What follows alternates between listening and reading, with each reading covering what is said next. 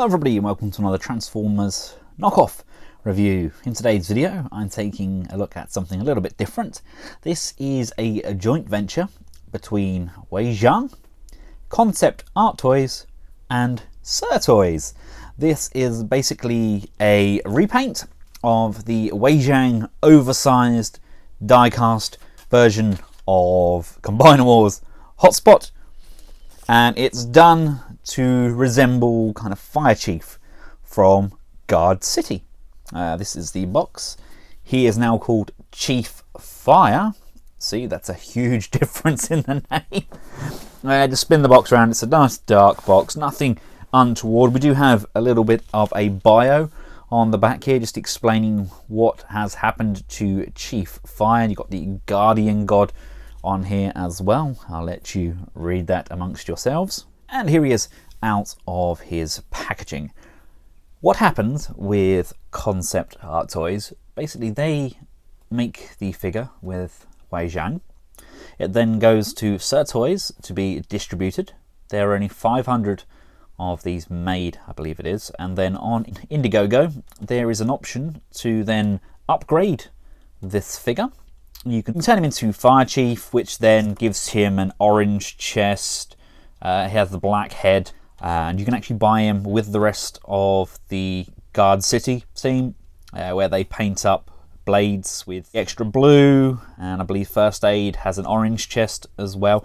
Or there's an option to turn this guy into RID, that's Robots in Disguise, or Car Robots from 2000, into the Optimus Prime from that. It comes with the standard Prime head, it comes with the Super Prime head as well, which we replace the Defensor head. It then comes with a different chest piece and an extra gun as well, that kind of fire hose gun. So there are various different options and things we could do with this figure. And here we have him out of his plastic prison. He's a very big lump of a figure, and the paint is really very vibrant indeed. It's not a bad mold really, is it? I kind of didn't get on very well with the Combiner Wars series, but then you got the Perfect Effect upgrades and you got the C+ upgrades, which really did make a huge difference to your figure. And then we got Wei Jiang doing the oversized versions of those figures, and now apparently Wei Jiang are doing the oversized Perfect Effects add-ons for the sets, and also the oversized version of that C+ add-on kit, which turns your Defensor into a very, very good looking kind of merger between IDW and Generation 1. Now, if this is your first time experiencing the Wei Jiang oversized hotspot, here he is alongside the MP10. He's a rather large individual. Just taking a closer look, the paint application on the head is pretty nice. It's a good look for him. I think it's slightly overlapped there on the eyes. Got a great range of motion on this head as well. We've got down and up, we can go left and right, we can do some quizzical tilt to the side as well. It's not a deep tilt, but it's substantial enough. We have really nice ratchet joints up and down. We have ratchet joints on that inner arm. We have not one, but two ratchet joints on the elbow. Unfortunately, due to the transformation and this big, huge ladder kibble, we don't get any rotation on that waist, but coming down to the legs, we get a very nice ratchet forwards and backwards, out to the side, upper thigh rotation there. We get a nice deep bend on that knee, again on a nice ratchet joint, and unfortunately due to how the sculpt is, we don't really get any pivoting on those feet. Here we have him alongside some of his oversized comrades. I'm sorry, Rook, I really am sorry. I love the idea of you and I love how stumpy and kind of muscly you are, but you're just not a motorcycle. you're an armoured kind of people carrier, and that doesn't really fit in. But again, just bringing Prime into the mix there, you can see these are all very substantially large figures. They don't really have the masterpiece aesthetic, but they definitely have the size down to a T. And here he is alongside his more G1 coloured comrade. I actually broke my hotspot about a week ago. A box fell on him and his leg was out and it snapped off here, so he's just perched on there at the moment. I'm going to need to take it apart and glue it, and to be honest with you, I was going to get it ready for the comparison, but this arrived a lot sooner than I thought it was going to, so that's my fault. But as you can see, they have done a fair bit with the colour. Pretty much everything has changed. I don't think anything's kind of remained the same colour, all bar the black that's used. You've got the black on the forearms, you've got the black on the feet and the inside of the front of the cab, and of course the ladder section on the rear, although we do now have a grey piece for the neck of our Defensor. To get him transformed up into his vehicle mode, first port of action is to rotate these legs. Now they're on a double hinge inside here. You want to push the leg outwards so it untabs from the top of this kneecap section, and then you need to put your finger in there and work this hinge downwards. There's two very stiff joints in there. Just push that all the way down so that this tab now lines up with this piece, and just slide that in and just bring these back together like so. Flip the chest piece down, followed by the head. Just give this an untab and rotate it 180 degrees around.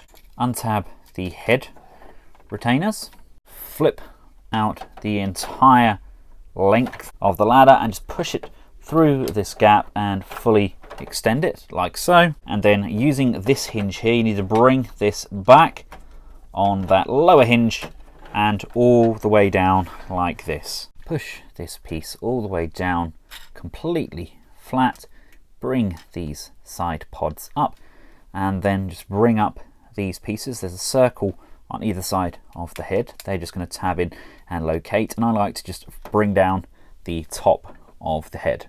Bring the arms up, and there's a tab here that's going to peg in and push and tab in nicely. We can then bring the arms round, rotating them and bring them to the back. They then push and tab together, and there's this tab at the top on either side, and that's going to slot into the side of that ladder piece, locking this section into place. We can then rotate this piece, and as we rotate it, there's a tab here and a slot just on the inside, so that's going to come over. That's just going to slide in and tab together.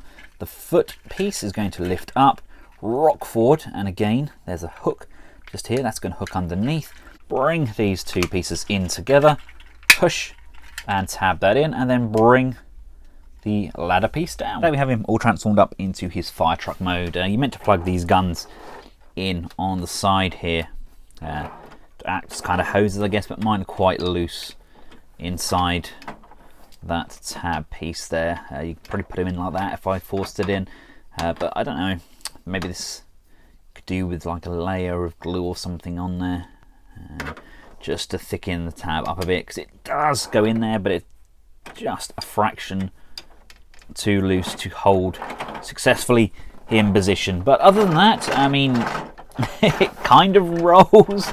I'm never going to display this guy in his fire truck mode, but that being said, it's a very large fire truck. Here he is alongside MP10U and Model Wizard oversized Hound, and here he is alongside the rest of the team. They look rather spiffing together, don't they? Even if Rook really isn't groove. Right, and let's get this guy transformed up into his torso mode. Start off by separating these two front panels by giving it a little tub. We've got the tab here and we've got the tabs at the front, and you want to move this piece back upwards and rock that into place, and from here you want to just bend it up, around, come to the rear and split these back piece sections. I'm going to bring these down, bring this arm around, bring this hinge up, bend it down, and then bend it down over on itself, and there's a small tab here and here. These are just going to slot in together, and from here you want to bring this all the way up and over so that these are facing the front. And from this point you'll notice that mine is actually incorrectly assembled. This is meant to kind of flip up here, this is kind of meant to flip up like this, and then these line up with this piece, but these have actually been put on incorrectly. I believe, I hope, they should just be able to untab those and tab those back on. That's better. Now we can rotate it around, and then we can just drop this back down, and they should line up nicely either side of that chest. It was really confusing me. I thought, what on earth have I done wrong? You can now bring this piece down. You can then bring the crotch section under, and then bring that piece back up to the top, and then we can bend this end piece over. You've got these two retaining tabs. They're going to tab in to the side of the head. Bring this down, top of the head down, and then turn that around. And here he is, all transformed up into Guard City. Obviously this should be groove, and blades should be painted up with those blue pieces, but yeah, that's pretty much what we'd get. And I personally prefer the red a lot over the blue of Hotspot. It's a matter of preference, I guess, but I know the G2 version of Defensor, the Hotspot was a very similar sort of colour, well, from what I've seen from the prototypes. Don't think there was ever actually a production model released, was there? We also got a repaint of this guy, 2004, I think it was. Correct me if I'm wrong, but it was a very expensive repaint for a very minimal application of paint. Obviously he does carry exactly the same articulation as what we get with the Combiner Wars figures. If you want to see my full Defensor video, I'll include a link up here at the end. But as you can see, he does indeed look the part, and when we get these upgrade pieces from Wei Jiang, I'm hoping they're also going to do one that match this red as well, to keep it very in keeping with this figure. And I am going to try and get a hold of some of the upgrade pieces for this guy so you can see what he looks like as well. I'm not sure if and when I'll be able to get hold of those, but I have included a link in the description below to the Indiegogo page so you can check those out for yourself. I believe it's not cheap. I believe it's about $200, I think, for the complete set of this all done up in the kind of G2-esque colours, but bear in mind that these are all die-cast figures, and they are made to a very high standard, much the same as what you would expect if you bought a Takara figure, but loaded up with a shed load of die-cast. Here's a quick scale comparison with Optimus Prime, just so you get an idea of the sheer size of this figure.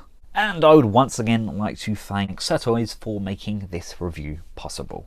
I hope you've found this video useful. If you have, give it a big thumbs up, share, and of course subscribe. If you do subscribe, make sure you hit that little bell to get yourself some notifications every time I upload more awesome content. And until next time, from myself and Chief Fire, thanks for watching.